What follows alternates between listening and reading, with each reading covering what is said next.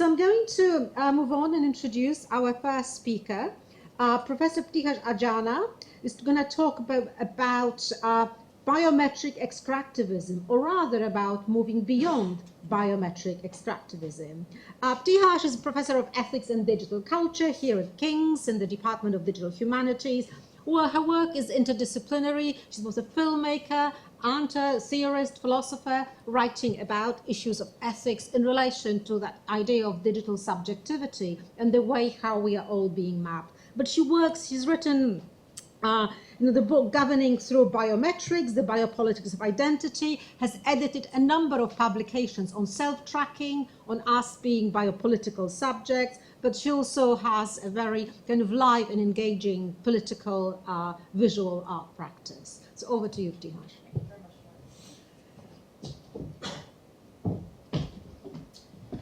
All right, hi everybody. So before I start, can I just ask who in this room is using their faces or their fingerprints to unlock their mobile phones? Oh, okay. Who is tracking their physical activity or fitness using apps and devices? Okay. Who has Alexa or Google Assistant? Yeah. Who has encountered biometrics at the border? Okay. So it seems that pretty much everybody here in this room has encountered biometrics at some point in their life in one way or another.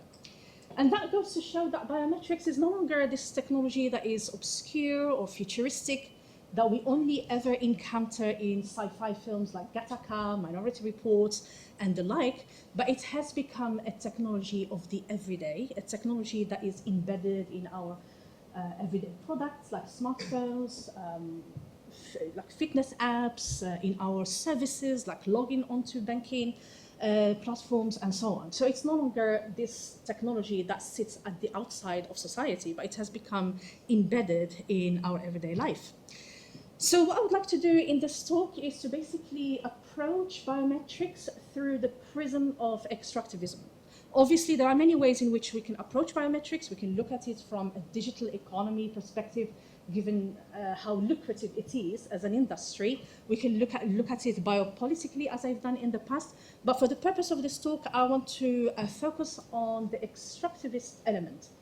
And when I'm talking here about biometric extractivism, I'm not just hinting towards the extraction and exploitation of natural resources that are involved in the upkeep of the life cycle of biometrics as a whole.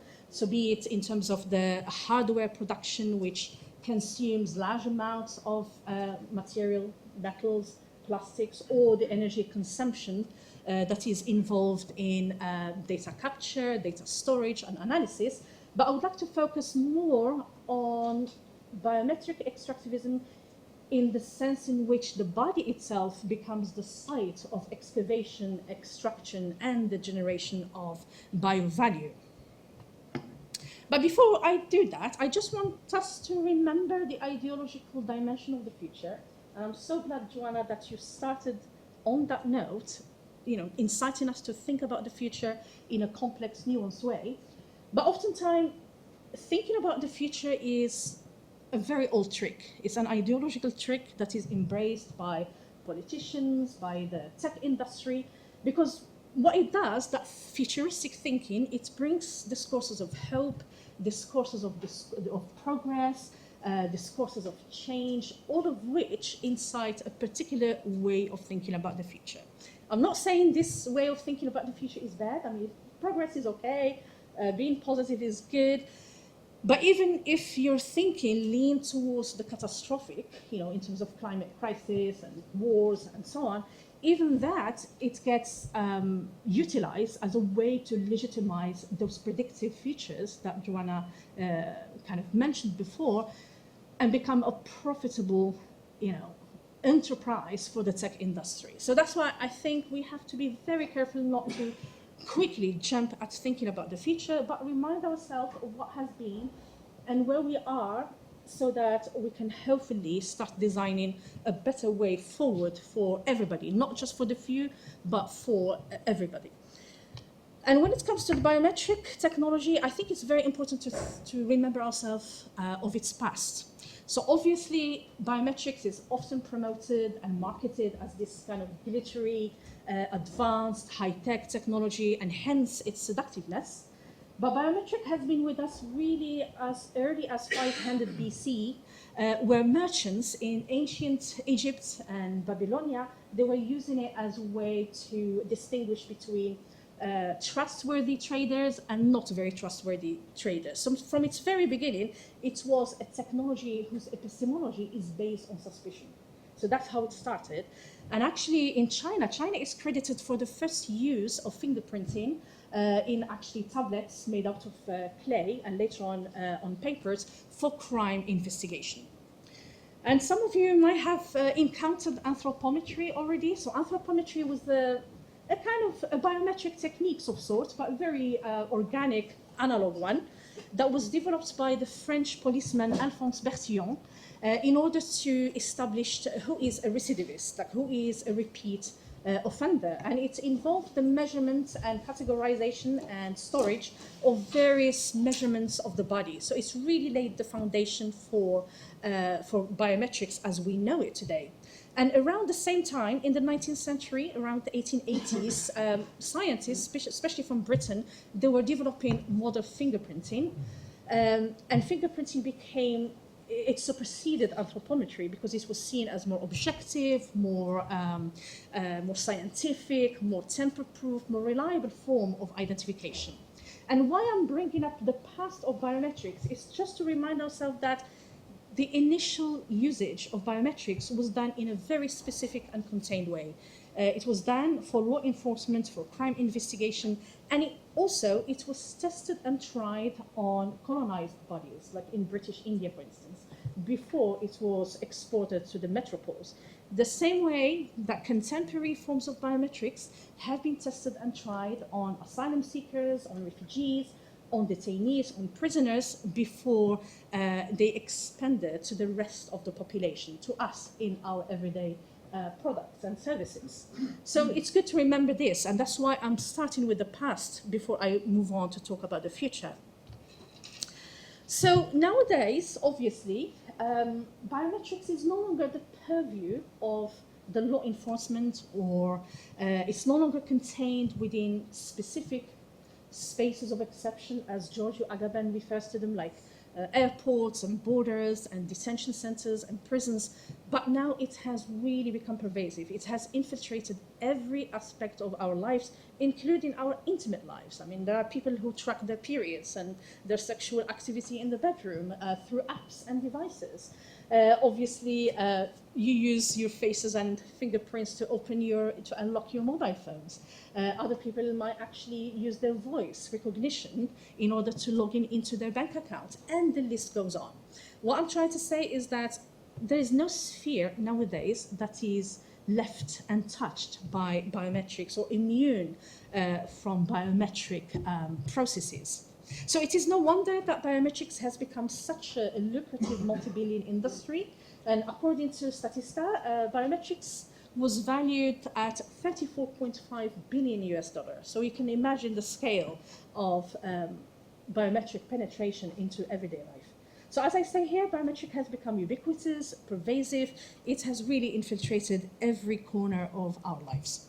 But regardless how you use biometrics, regardless for what purposes or in which domain it is being used, there is one thing that is in common among all the users and contexts of biometrics, and that is the way the body itself is extracted for the purpose of either identification, authentication, or the kind of the health management or the fitness tracking and so on.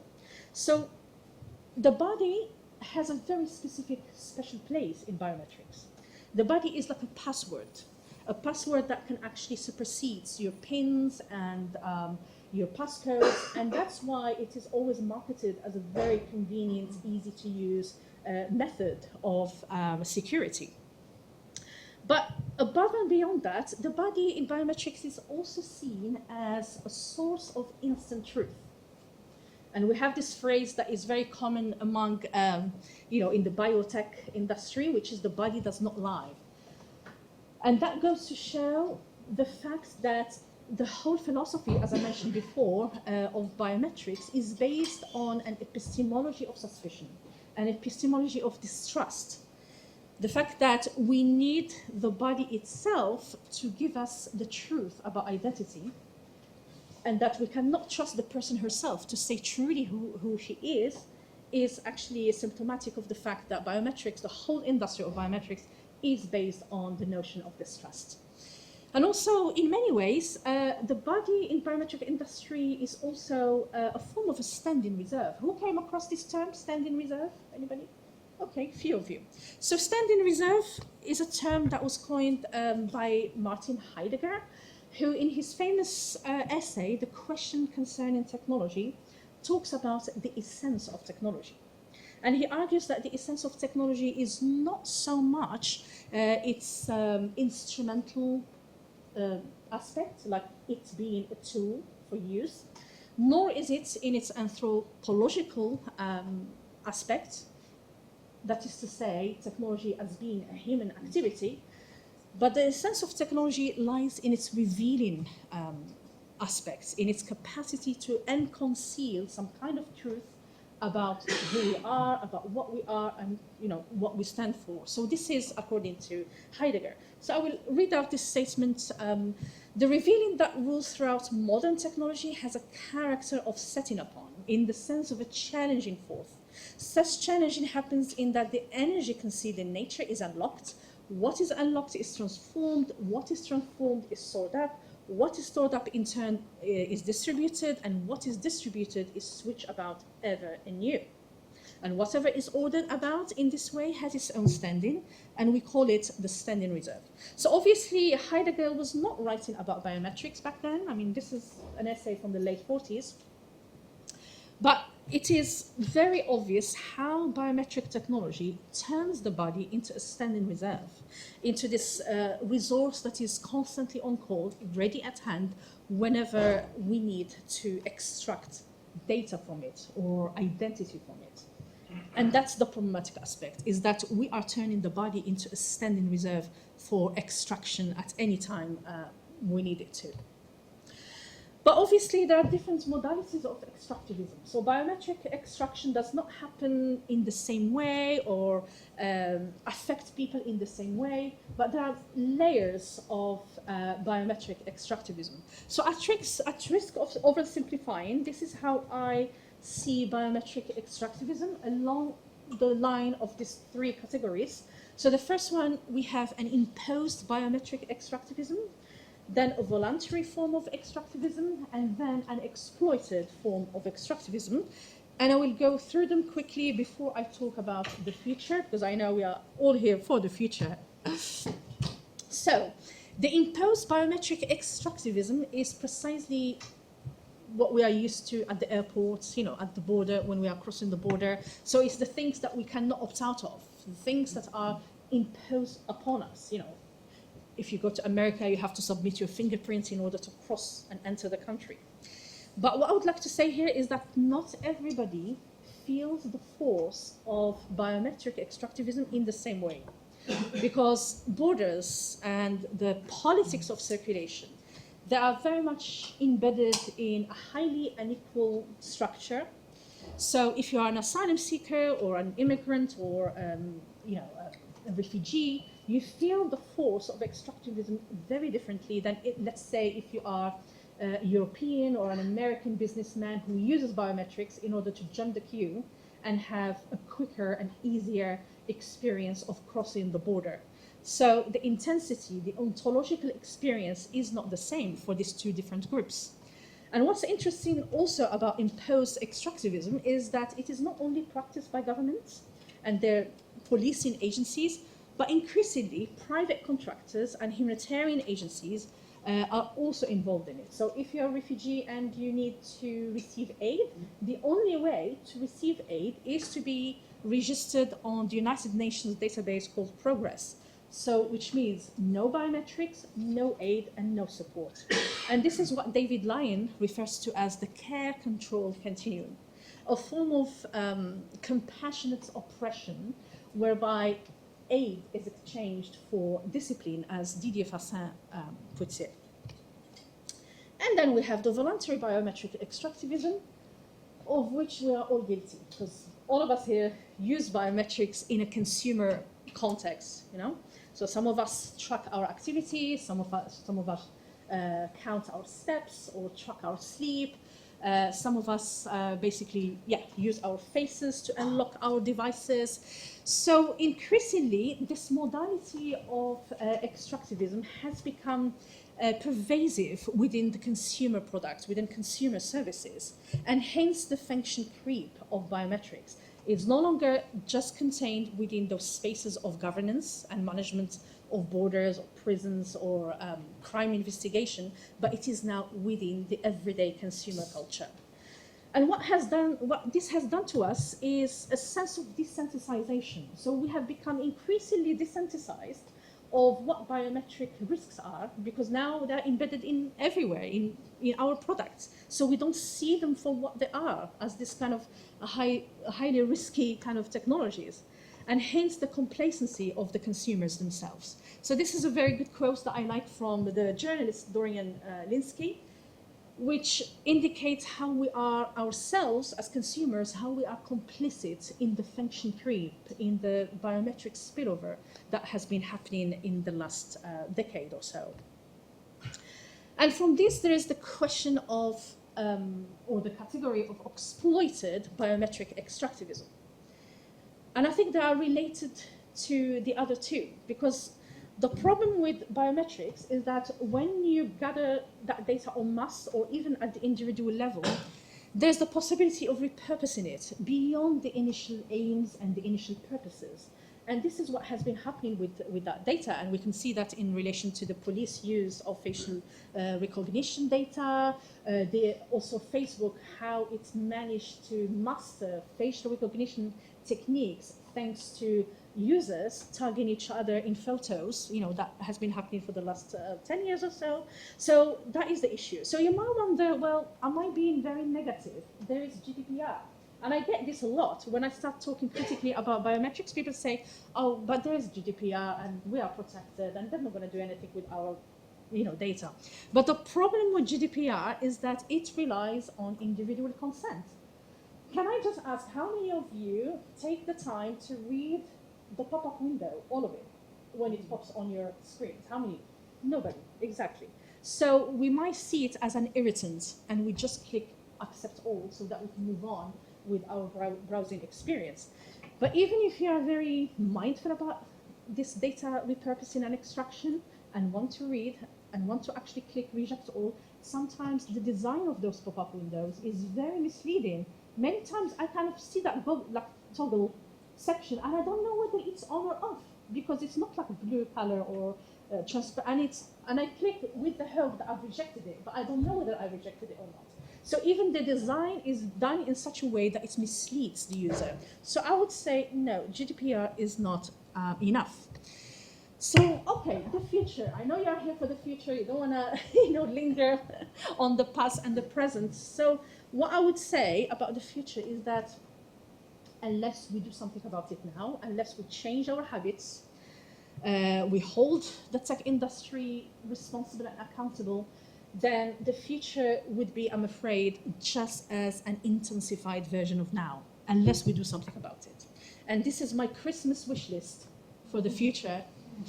So, first of all, I would say that as long as everybody is willingly and gleefully using their faces and their fingerprints and what have you to unlock their devices, as long as everybody is religiously tracking their health and their fitness and activity with mobile apps and devices, as long as we're using our voice recognition with Alexa and what have you, as long as we're doing all these things, then nothing will change.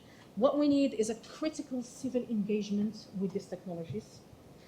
We need a willingness to sacrifice convenience, because I get it, I understand, I have empathy towards, I love technology myself, yeah? But we have to set limits as well. And those limits might actually reduce some of our conveniences, but maybe that is the price to be paid. Maybe too much convenience is not necessarily a good thing. We have to also reject the technological solution. Sometimes we have political problems or social problems, and people rush to have technological solutions for them. No, some structural issues need structural solutions, not necessarily technological solutions. We need more up-to-date and relevant regulations, because the problem with law, including GDPR, is that it's always too late. There is a messianic aspect of the law. The law is always coming too late. So we need a law that can predict as well, predict what might happen with this technology and intervene beforehand, rather than just respond and react to the harms of technology.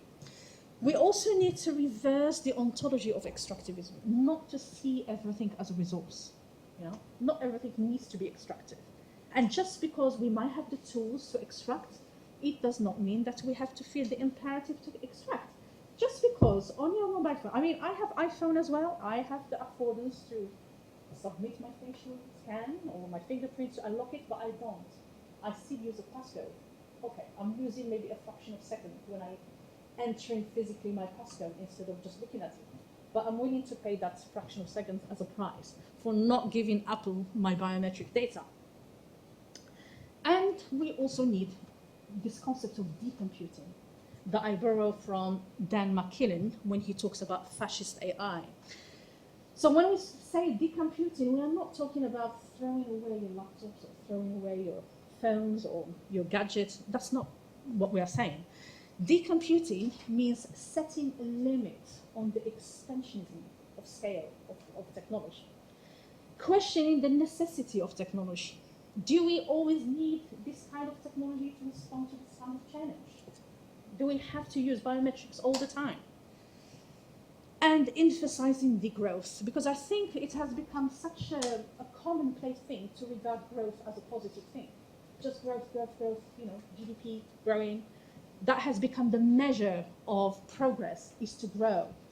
But maybe we need to start promoting degrowth, scaling back as opposed to scaling up.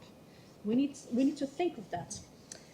And that takes us to the last point, which is to redirect the focus towards innovations that are good for the collective, that actually benefits everyone, not benefits the few and create harm for the rest. And whereby environmental sustainability obviously is one of the major key priorities. And I will leave it at that with my Christmas wish list. Hopefully, at least if one of these things gets realized, I'll be happy.